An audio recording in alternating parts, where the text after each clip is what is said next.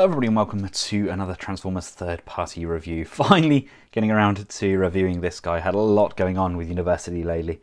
So finally getting to take a look at the God Bomber armor himself. This is the MB-11, not the B, C, D or E, you know, the variants. This is the proper G1 style Apex armor for our God Ginrai. Quick look at the box. It's the brown shipper with the basics on the back. We've got the retransformable power drivers that are included, but truck mode combined to prime with the trailer, and of course we got him in his fully combined mode as well. So without further ado, let's crack this thing open. Plastic clamshell houses the Apex armor along with an instruction manual and his collector's card and a baggie filled with all of his accessories. Here we have everything out of the pack. Start by taking a look at the Ginrai Stroke Prime head. This is the new version where we have the extending sections here at either side. We also have the extending crown as well. If anything, I'd like maybe the eyes to be a little bit higher up. I mean, it's designed to have it kind of looking like that, but personally I'd like them just sitting a little bit higher up as a preference. Personally, I won't actually be using this head. I love how it all looks, but personally I still really love the kind of Marvel Comics version head that they did, and I may actually have this displayed as God Bomber or Apex standing next to Prime with his Marvel Comics head on. I just think they look really good. But yeah, that's the Prime head. Now of course we do get 3 Headmaster Juniors. Let's just detach this piece. Yeah, a little bit of parts forming there just to get the crotch down. Bring the arms up, and they do have a bend on each arm. These are sensational. I absolutely love me some Headmasters.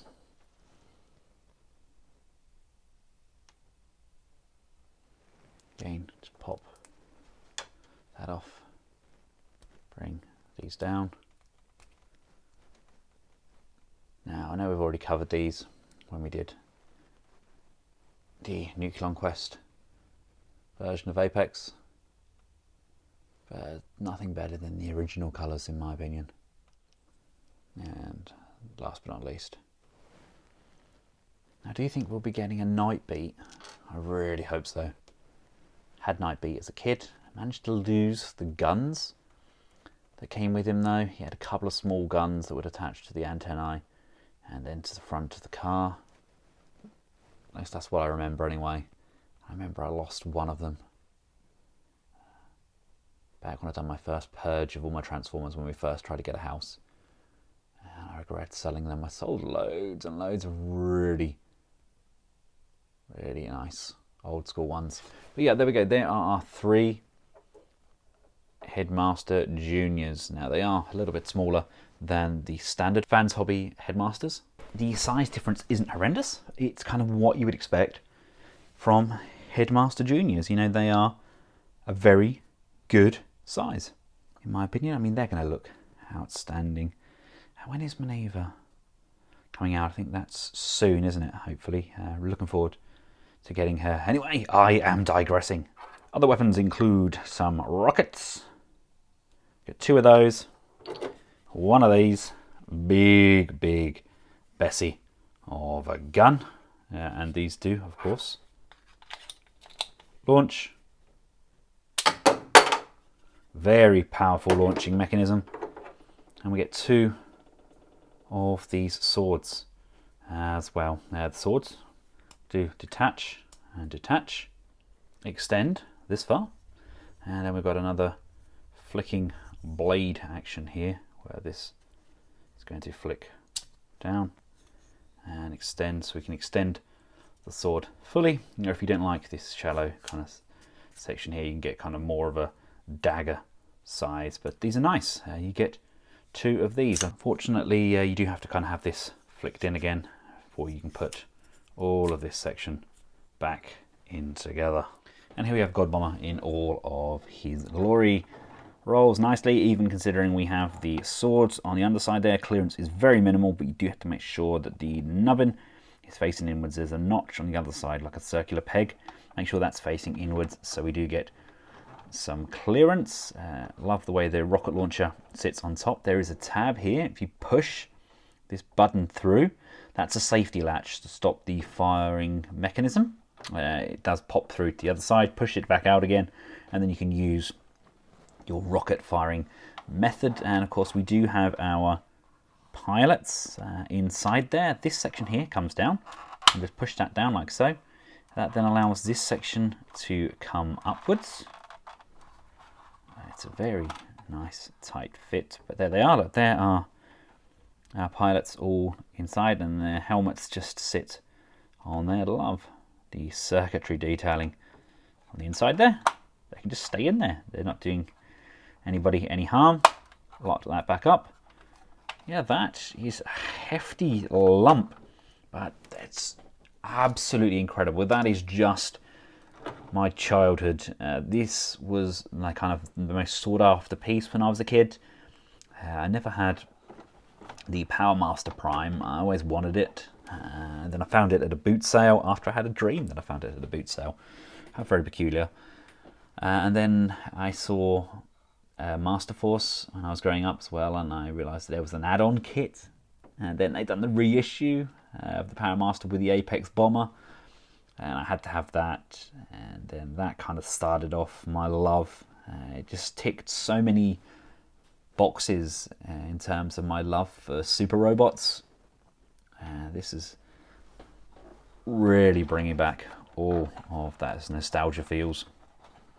Gorgeous coloration, very, very true to both the original toy and to an extent the animation as well. There's a flip out trailer hitch section. It comes out from underneath there with a rotation on there. This is what allows this to attach to the back of Prime, so we can pull him along as well. This just grips onto the back, and to put that back away again, that flips down, and then that's going to push and secure underneath. To give you an idea of scale, here he is alongside MP10. Everybody got rid of their MP10s for the new MPs and the TEs and the Magic Squares. I kept mine for this exact reason, so we could do scale comparisons. I mean, he is absolutely dwarfed by this guy. This is a big, beautiful chunk of a bot. Now, I'm not going to get my Prime all transformed up into his vehicle mode, because from A to B to B to C, from C to D, it's a bit of a mission for me at the moment. I'm not doing overly great with my pain management, but I will include a quick still from my Nucleon Quest Prime video. This just shows you what he looks like in his full combined form.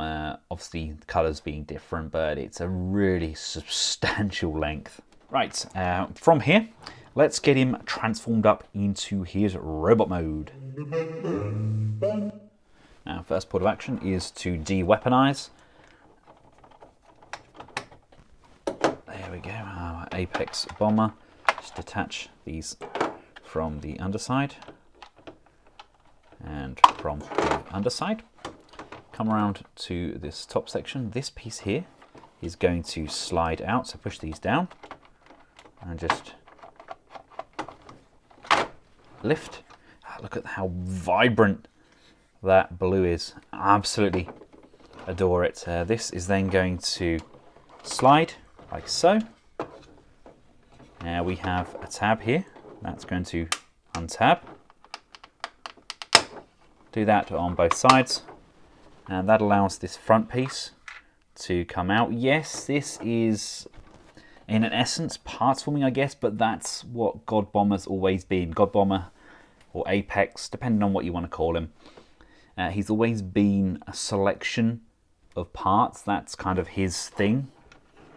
And I'm actually more than okay with that, because they do an exceptional job with it. I actually love how true this is to the original piece. So let's just detach this is going to come out like so, up like this, can then bring this arm outwards, and there's the God Bomber head just sitting on the inside there. Let's see if we can get that.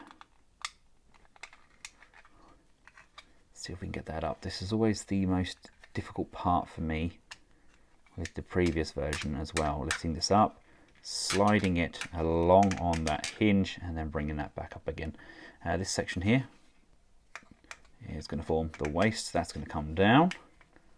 And if you see here, there's this tab here. This is going to push and lock over that tab. And this piece here is going to form the top of the thigh. And these two parts come in. You can see there's a tab here, tab here. Those are going to come and tab in, tab at the front. And then once we get everything lined up, the head is normally the last piece that I do. There we go. They're tabbed in, they're tabbed in. And then this just lines up. Get it all on camera. There we go. There, that's the head lined up as well. Right, now we need to bring special attention to this fact. We've got various different tabs that need to line up for everything to plug in successfully here. These arms are kind of spring-loaded slightly, which allow us to just move these sections away. Because if you see, there's a tab here, which are going to line up, and there's also this tab here, which lines up as well. This is going to slide in on here, so just be very mindful, because this is probably one of the weakest tabs. But you see that went on there pretty smoothly, and when they're in, you can then just slide the arms backwards so they lock over this section here, helping hold everything there into position. And then bring this down and up, and you see there's this tab on the back here, and you just need to push, tab, and line that kind of hip skirt section into position. And now we can start adding the arms and the legs. So let's move him to one side. Let's bring in these arm panels. These are just going to separate. The gun section comes out, because you see that's a tab. See that? Just tabbing in and out of that section there. So move that up. This forearm piece comes down, and it's going to extend all the way down, so that this piece here can rotate around to the front. And then bringing in the forearm, remember, make sure that that piece is lifted. This is then going to slide into that void, and then pushing this back down locks and secures that forearm into position. Oh, it's starting to come together. Come around to the back of the trailer. These just going to separate. Now these parts here pull apart, but this is so fragile. You need to be so careful. We're already showing a few stress marks on there. It's a matter of kind of pushing a little bit and then pulling and unlatching. It's probably the weakest part of the entire set, but once we've done that, we can I believe it's this way, like so. These slide apart like this. This is going to push, slide up, and hide away. Now we've got this section here. That's just going to come in, and that's going to slide into position, and the crotch doesn't fall apart. And that's going to form the leg. Do that with both sides. And you can just tidy up these feet by sliding them along on the sliders and bringing them to the center of the legs. And right here he is fully made up. He's a big one, isn't he? I often forget how big a figure he is, but a really good resemblance to his original counterpart. I do love. We've got the space here for the swords, if we choose to. Holds together nicely, articulation is good. A nice solid piece. Again, pretty much what we would expect from Fans Hobby. My leg doesn't quite have in there as nicely as I would like. There's a little bit of extra movement in there, but overall I absolutely adore him. He ticks every kind of possible box I can want from a God bomber. He does exactly what he says on the tin. And for a scale comparison, here he is alongside Powermaster with the Marvel UK upgrade. Yeah, he looks sensational. I mean, they are a gorgeous pairing. Absolutely adore how good they look together. This is actually how I'm going to have them displayed, mainly because I don't really have the room, and I'd like to have a God Bomber in my collection as well. I just think he's going to look amazing kind of stuck alongside these. I really hope we get more Master Force figures, whether it be from Fans Hobby or whether it be from other brands as well. Master Force, Victory, they've all kind of been left out of the MP scaling. Instead, they're all doing exactly the same figures as each other. And because he's one of my all-time favourite Fans Hobby releases, here he is alongside Overlord as well. Gorgeous figure. If you don't own him, why not? He's one of the best that they've done. He is kind of my definitive version of Overlord. He ticks all of those aesthetic boxes. But yeah, that gives you an idea of how big this guy is. As much as I'd love to keep him like this, I'm sure a few of you out there want to see him combined up with Prime. So let's get everything disengaged. First port of action, let's remove the arms. Again, to remove those, just bring this latch up. That then allows this piece to come off. Remove all of his weapons as well. They're in line to do. You want to pop these legs off, same way as they went on, just by sliding them backwards on this joint, and same with this side, slide that backwards along that joint. And we need to disengage this section as well. So just bring this down, bring this down. Those are going to come down to the sides, and then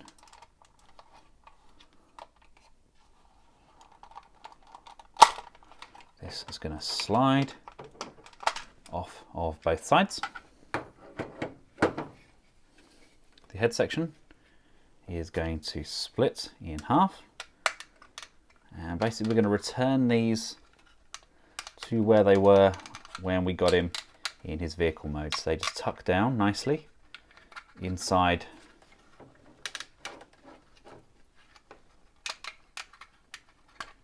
that chest void, and again sliding that along, tuck that down inside the chest void. And these are going to separate. Right, and get these arms sorted. You want to rotate these so it's the right way round, so it goes in like so. This is going to close off like this, and that's going to sit in there like this. This is going to come up like this, and this will come down with the hip skirt just tucking away nicely. Make sure that this leg piece is pointing upwards. So we have this, and then this is basically going to come down, rotate around like this, and then come like that. So we have two of these looking like that. That's what we should be left with. The legs are super easy from here. You want to just bring the heel spur up, bring the toe down. There's a button here which allows us to compress that part of the leg, and then this section here is actually on an extender as well, much like we did with the other side. Just extend that out. That now allows the foot to slide in. These are going to be the platform shoes that Prime now wears. And last but by no means least, we're going to detach the crotch panel, which is just on these two retaining tabs. Just pop that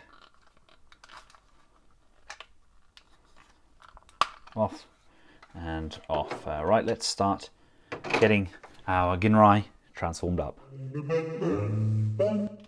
Fold the hands inside, close them off, and much like we did with the other side, bring in the new hands, sliding this on, and then pulling, closing, and securing into position. We have 2 tabs on the underside of the feet. Those are both going to line up, push, and securely position themselves. Do that with both legs. These shoulder cannons can now be mounted on the side of those feet. Bring in the backpack sections. We've got a clip just here, a tab just here. Those are going to line up with this and here. So we're going to bring this in. It's just a matter of pushing and making sure that that top clip lines up like so, and then tabbing that into position. Now we need to do that with both sides, so let's bring in the other one, lining up that top clip like so, and then making sure that we get that wing panel to line up as well. And I haven't pushed these down properly, have I? Really loving the contrast in blues that we've got going on here. And you want to make sure that the crotch flaps are upwards. And for those of you that have the newer version of Powermaster, the bumper needs to be brought forwards as well. Mine is the older version, so the bumper doesn't actually move. We can then bring in the new crotch piece, and trying to get this on camera without getting in my own way. This should, says, line up like so. We can then bring in our chest panel, and again, try not to get in my own way. This should, he says, come over and slide